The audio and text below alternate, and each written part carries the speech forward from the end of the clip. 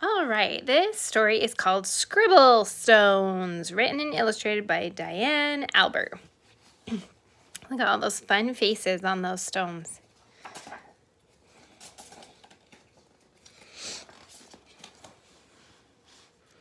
This story is about one happy stone who was gray and round and rarely alone. He lived with the others all stacked in a pile and waited calmly with a large, friendly smile.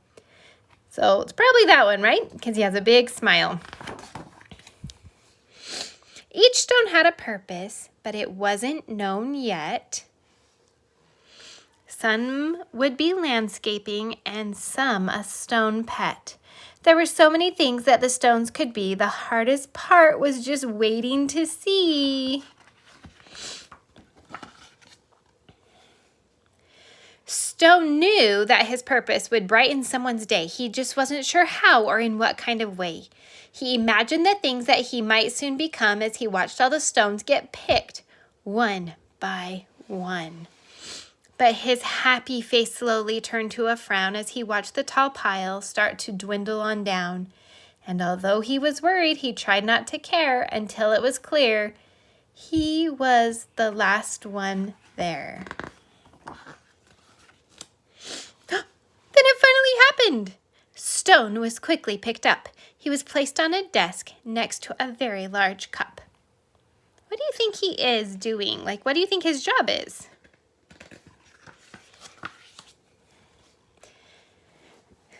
As Stone looked around, he thought, "This is so great," but he soon discovered he was a dull paper weight.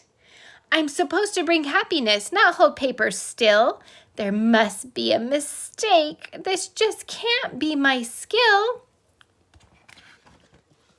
Then all of a sudden, a splatter flew high, and then some bright scribbles came wiggling by. They were headed right toward the short paper stack, and they filled up the paper on the front and the back.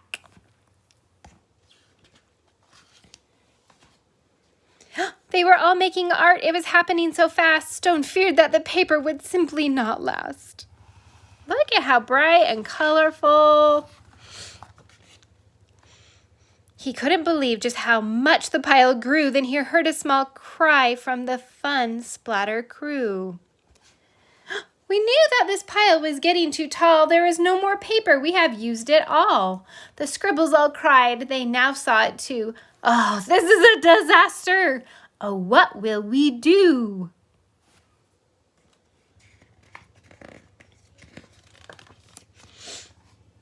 Oh, Stone didn't want the scribbles to cry, so he thought of something that they all could try. He slowly rolled down the very large pile and said, "I know how to make you all smile. I know I'm not paper, but I like art too. Do you think you could spare some red, yellow, and blue?" They loved the idea and could not wait to start. Scribble began making a happiness heart.